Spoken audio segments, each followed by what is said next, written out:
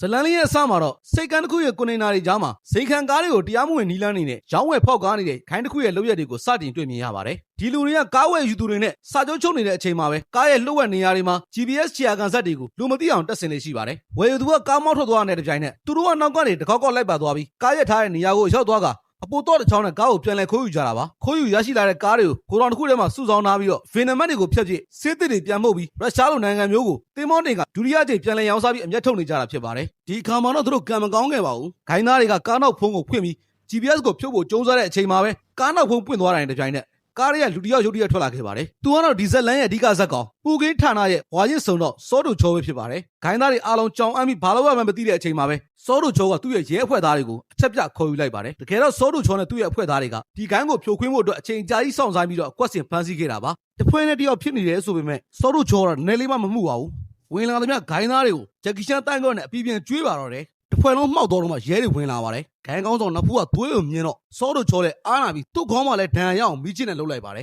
။ပြီးတော့ဟိုဘဲလက်ထဲကိုတန်ပိုက်ထည့်ပေးပြီးတော့သူ့ကိုရိုက်ပါတယ်လို့အကွက်စင်ကထပ်တီးပါတယ်စောတူချောကအဲ့လိုကြစ်ကန်ရဲမျိုးပါကာခိုးကိုင်းကိုအောင်မြင်စွာဖမ်းဆီးပြီးတဲ့နောက်မှာစောတူချောကရုပ်ရှင်လောကကမိတ်ဆွေတူရဲ့ဖိတ်ခေါ်မှုကြောင့်ရှင်ကျင်လုပ်ငန်းစုကြီးကဦးစီးကျင်းပတဲ့ဇင်ခံပါတီပွဲတစ်ခုကိုရောက်ရှိသွားခဲ့ပါတယ်ဒီပါတီပွဲမှာစောတူချောကသူ့ရဲ့ဘဝကိုအပြောင်းလဲဖြစ်စေမဲ့ရန်သူတော်ကြီးဖြစ်တဲ့ရှင်ကျင်လုပ်ငန်းစုရဲ့အငယ်ဆုံးသားဂျိုထဲအုံနဲ့စတင်တွေ့ဆုံခဲ့ပါတယ်ဂျိုထဲဝဲအပြုတ်မှုတွေကစတွေ့တွေကလူကောင်းတယောက်မဟုတ်မှတိတာစေခဲ့ပါတယ်။သူကမူရစ်စီဝါတစ်စုံတစ်ရာကိုသုံးဆွဲထားပုံရပြီးတော့မျက်လုံးတွေကပုံမှန်မဟုတ်ဘဲနဲ့ကြောင်တောင်ဖြစ်နေပါတယ်။သူ့ဘေးနားမှာရှိတဲ့အမျိုးသမီးတွေကိုလည်းလူသားချင်းစာနာစိတ်မရှိဘဲနဲ့သူတို့ရဲ့ခန္ဓာကိုယ်အစိတ်ပိုင်းနေတဲ့အထိကိုရေခဲလုံးတွေကိုတင်းထိုးတဲ့ပြီးကစားစရာတစ်ခွက်ဆက်ဆံပြနေတာကိုစောတူချိုမြင်တွေ့လိုက်ရပါတယ်။အဲ့ဒါအပြင်ဂျိုတဲအိုကလူတွေကိုအစားတောက်နေတဲ့ဖြစ်ပေါက်ပြီးပျော်ရွှင်နေတဲ့စိတ်မမှန်သူတယောက်အဖြစ်ပေါ်လွင်နေပါတယ်။ရဲတယောက်ရဲ့အာယုံအရဒီလူကပြဿနာကောင်မှန်စောတူချိုတန်းသိလိုက်ပါတယ်။မိတ်ဆက်ပေးတဲ့အချိန်မှာစောတူချိုကဂျိုတဲအိုကိုစူးစူးရဲရဲကြည့်ပြီးတော့မကောင်းမှုဒူစီရိုက်ဆိုတာလုပ်ပြီးရင်ပြန်ပေးဆက်ရစမြဲမျိုးသတိထားနေထိုင်ဖို့သတိပေးစကားပြောကြခဲ့ပါတယ်။ရဲတယောက်ရဲ့သတိပေးမှုကိုလေးမထားတဲ့ကြည့်သူ့ကိုလာရောက်ချင်းချောက်ရသလားဆိုတဲ့ပုံစံမျိုးနဲ့ပြန်လဲလှောင်ပြောင်ရေမောခဲ့ပါတယ်။ဒီတွေ့ဆုံမှုကသူတို့နှစ်ဦးကြားကကြီးမားတဲ့ပဋိပက္ခမီးကိုစတင်မွေးပြန်စေခဲ့တာပဲဖြစ်ပါတယ်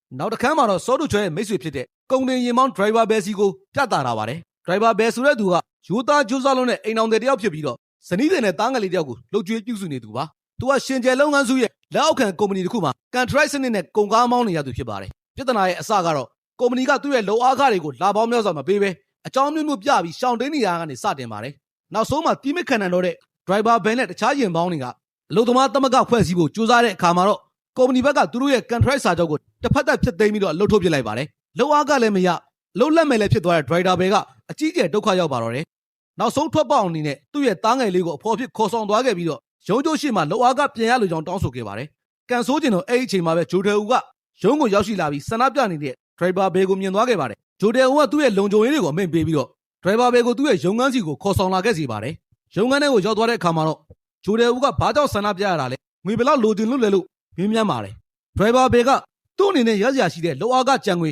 1.4 တန်းသာလိုချင်ကြောင်းကိုယိုသေးသေးဖြေချခဲ့ပါတယ်။ငွေပမာဏကိုကြားသွားတဲ့အခါဂျိုတဲဦးကအံ့အားသင့်သွားပြီးတော့ဟားတိုက်ရင်မောပါတယ်။သူ့လိုတထေးသားတယောက်အတွက်မဟုတ်ဖိုးလောက်မရှိတဲ့ပမာဏနဲ့ကုမ္ပဏီရုံးချုပ်ထိလာပြီးပြဿနာရှာလားဆိုပြီးတော့စိတ်ပြတ်သွားပါတယ်။အဲ့ဒီနောက်မှာတော့ဂျိုတဲဦးရဲ့ရက်စက်မှုကိုစတင်တွေ့မြင်ရပါတယ်။သူကဒရိုင်ဘာဘယ်ရဲ့ကုမ္ပဏီပိုင်ရှင်ကိုပါရုံးခန်းထဲခေါ်လိုက်ပြီးတော့လုံခြုံရေးတွေကိုလက်ဝိတ်လက်အိတ်နှစ်စုံယူဆောင်လာခိုင်းပါတယ်။ပြီးတဲ့နောက်မှာသူတို့နှစ်ယောက်ကိုရုံးခန်းထဲမှာနဲ့လက်ဝိတ်ထိုးတက်ခိုင်းပါတော့တယ်။ဒရိုင်ဘာဘယ်ကသူ့ရဲ့တားငယ်လေးရှိနေတာကြောင့်မလုပ်ပြရစေနဲ့လို့အချိန်ချင်းတောင်းပန်နေပေမဲ့ဂျိုတဲဦးကဂယူးမဆိုင်ပဲထိုးတက်မှသာပတ်စံပေးမယ်လို့အချက်ကန်ခဲ့ပါတယ်။နောက်ဆုံးမှာတော့တားငယ်လေးရဲ့မျက်စိရှိမှောက်မှာဒရိုင်ဘာဘယ်ကတစ်ဖက်သက်ရိုက်နေခြင်းကိုခံရပြီးတော့သွေးလေးနဲ့လဲကျသွားခဲ့ရပါတယ်။ဂျိုတဲဦးကတော့ဒီမြင်ကွင်းကိုကြည့်နေပြီးတော့ကျင်းတဲ့အားရနေကချက်လက်မတစ်ခုကိုရေးပေးပြီးနောက်ဆေးဘိုးနဲ့မှုတ်ဖိုးဆိုတာငွေဆက်ကူအနွမ်းတွေကိုကျန်းကျင်ပေါ်ပစ်ချပေးလိုက်ပါတယ်။ဒီလိုရက်ကဒရိုင်ဘာဘယ်ရဲ့ရုပ်ပိုင်းဆိုင်ရာကိုသာမကစိတ်ပိုင်းဆိုင်ရာဂုဏ်သိက္ခာကိုပါအကြီးကျယ်ရိုက်ချိုးလိုက်ခြင်းပဲဖြစ်ပါတယ်။ရုံးခန်းထဲကပြန်ထွက်လာတဲ့ဒရိုင်ဘာဘယ်ကအဆက်တရားကြောင့်သူ့မျက်နှာမပေါ်လာနိုင်အောင်ဖြစ်နေခဲ့ပါတယ်။သူ့ရဲ့တားငယ်လေးကိုတက်ဆီငှားစီးခိုင်းပြီးတော့အိမ်ပြန်လွတ်လိုက်ခါသူကတော့ရုံးမှာကြံရစ်ခဲ့ပါတယ်။ညနေပိုင်းရောက်လာတဲ့အခါမှာသူ့ရဲ့ဇနီးတဲ့စီကိုဆေးရုံကနေဖုန်းဝင်လာပါတယ်။ဒရိုင်ဘာဘယ်ကရှင်ကျင်ရုံးချုပ်ရဲ့လေကားခွင်ကနေပြုတ်ကြပြီးအုံနောက်ကိုအကြီးကျယ်ထိခိုက်ကတတိမင်းမျောနေကြောင်းသတင်းဆိုးကြားလိုက်ရပါတယ်။ရဲတပ်ဖွဲ့ရဲ့ကနဦးစစ်ဆေးချက်အရဒါအကုတ်ကိုတက်သေးဖို့ကြိုးစားမှုလို့ကောက်ချက်ချထားပါတယ်။သူ့ရဲ့ဖုန်းထဲမှာသူ့ဇနီးစီကိုဖွင့်လို့ပေးဖို့နဲ့တားကိုစောင့်ရှောက်ပေးဖို့မှားလာတဲ့စာတိုတစ်စောင်တွေ့ရှိတာကြောင့်ဒီလိုဆုံးဖြတ်လိုက်ကြတာပဲဖြစ်ပါတယ်။ဒရိုင်ဘာဘယ်ရဲ့တားငယ်ဖြစ်သူကဖြစ်ပျက်ခဲ့တဲ့မြောက်ကိုငိုယိုပြီးပြောပြပါတယ်။ဖခင်ဖြစ်သူကတထေးကြီးရဲ့ရှေ့မှာထိုးခံခဲ့ရကြောင်းနဲ့အဖေကအများကြီးနာကျင်ခဲ့ရကြောင်းကိုပြောတဲ့အခါမ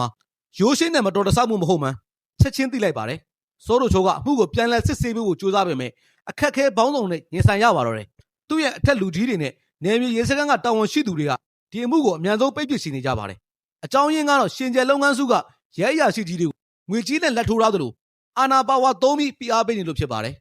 ်ရှင်ကျယ်ရဲ့ရှင်းနေတွေကလည်းဒါမတော်တဆမှုသာဖြစ်ကြောင်းအတင်းအဓမ္မပြောဆိုပြီးစောတို့ချိုးကိုချင်းကြောက်ကြပါတယ်သူကဂျိုတယ်ဝဲရဲ့ရုံးခန်းထိသွားပြီးစစ်ဆေးဖို့ကြိုးစားပေမဲ့လုံခြုံရေးတွေရဲ့တားဆီးမှုကိုခံခဲ့ရပြီးတော့ဖန်ကာနောက်ကနေလောင်ပြောင်ကြည့်နေတဲ့ဂျိုတယ်ဦးကသာဒေါသတကြီးကြည့်ခဲ့ရပါတယ်အခြေအနေတွေတင်းမာလာတဲ့အခါမှာဂျိုတယ်ဦးရဲ့လက်ထောက်ဖြစ်သူချွိုင်ဆန်မူကပြဿနာကိုငွေနဲ့ဖြေရှင်းဖို့ကြိုးစားလာပါတယ်ချွိုင်ကစောတို့ချွဲရဲ့ဇနီးတဲ့အလုပ်လုပ်တဲ့ရုံးခန်းထိတွားရောက်ခဲ့ပါတယ်ချွိုင်ကဇပွဲပေါ်မှာတန်ဖိုးကြီးချာနယ်မက်တစိတ်အိတ်တလုံးကိုတင်ပေးလိုက်ပြီးတော့အိတ်ထဲမှာလဲငွေဆက်ကိုအုပ်လိုက်တဲ့အပြစ်ဖြေတာကြောင့်ပြသပါတယ်သူကဒီငွေနဲ့အင်ကောင်းကောင်းဝယ်ပြီးနေထိုင်ဖို့ပြောဆိုကအပြန်လန်နေတဲ့စောတူချိုးကိုအမှုဆက်မလိုက်ဖို့နားချပေးစီလူချောင်းကိုကန့်လန့်ခဲ့ပါတယ်စောတူချိုးရဲ့ဇနီးကတော့ပြတ်သားပါတယ်အိတ်ထဲကငွေတွေကိုမြင်လိုက်တဲ့အခါသူကဝမ်းသာမသွားပဲဒေါသထွက်သွားပါတယ်သူတို့ဇနီးမောင်နှောင်ကိုငွေနဲ့လာရောက်စော်ကားတယ်လို့ယူဆကအိတ်ကိုမှောက်ချပြီ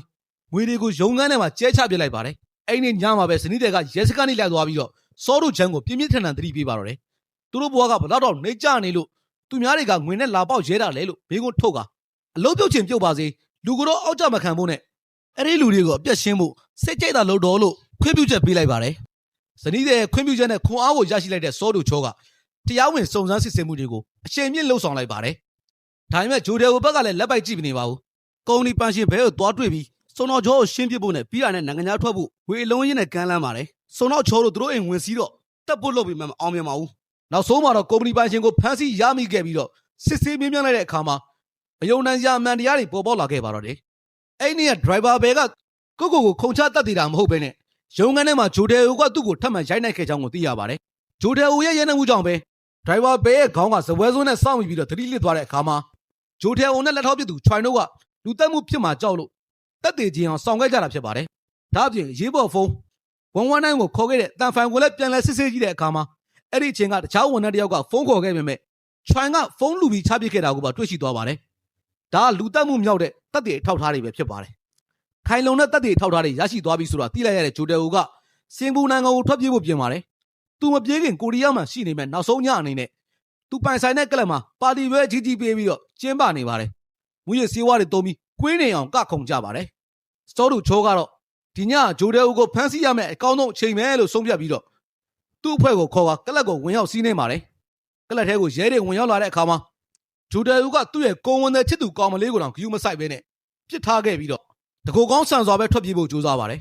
ရဲတွေကတားဆီးဖို့ကြိုးစားပေမဲ့ဂျိုတယ်အိုကရဲတွေကိုကားနဲ့ဝင်တိုင်းသူ့ရဲ့ကားကိုမောင်းနေပြီးအတင်းအဓမ္မထွက်ပြေးပါတယ်ဂျိုတယ်အိုကစိတ်လွတ်နေတဲ့အယူတယောက်လိုကားကိုမောင်းနေပြီးတော့လမ်းပေါ်ကတခြားပြည်သူတွေရဲ့ကားတွေကိုဝင်တိုက်ရဲတွေရဲ့အတားဆီးတွေကိုဝင်ဆောင်ပြီးလူအများပြားစီကားနေတဲ့ညောင်လုံးလမ်းမကြီးပေါ်ဒီကိုရောက်ရှိသွားပါတယ်လမ်းတွေပိတ်ဆို့နေတာကြောင့်ဂျိုတယ်အိုရဲ့ကားကရှေ့ဆက်သွားလို့မရတော့ပါဘူးဂျိုတယ်အိုကကားပေါ်ကနေဆင်းပြီးခြေလင်ပြေးဖို့ကြိုးစားတဲ့အချိန်မှာပဲစောတူချိုးကဆိုင်ကနေရောက်လာပြီးတော့သူ့ရှေ့မှာပိတ်ရက်လိုက်ပါတယ်ပြေးစရာမြေမရှိတော့ကြောင်းပြောပြီးအဖမ်းခံမှုပြောပေမဲ့ဂျိုတယ်အိုကတော့လက်မလျှော့ပါဘူးလူအုပ်ကြီးကဝိုင်းအောင်ကြည့်နေကြပေမဲ့သူကရဲဝန်ထမ်းဖြစ်တဲ့စောတူချိုးကိုစတင်ထိုးကြိတ်တိုက်ခိုက်ပါတော့တယ်စောတူချိုးကချက်ချင်းပြန်လည်မတိုက်ခိုက်ပါဘူးဘာကြောင့်လဲဆိုရင်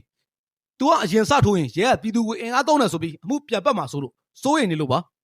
ဒါကြောင့်ပဲဂျိုတယ်ကိုထိုးသမျှကိုအောင့်ခံနေပါတယ်မျက်နှာတွေကွဲသွေးတွေထွက်နေပေမဲ့သူကပြုံးနေပါတယ်ဘေးနားပြည်သူတွေကဖုန်းတွေနဲ့ဗီဒီယိုရိုက်ပြီးတက်တဲ့မှတ်တမ်းတင်နေကြလို့အောင်ဂျိုတယ်ကိုမောပန်းသွားတဲ့အထိထိုးပြီးတဲ့အခါမှာတော့စောတူချိုးကဒါတရားဝင်ခုခံပိုင်ခွင့်ဖြစ်ကြောင်းကြေညာပြီးတော့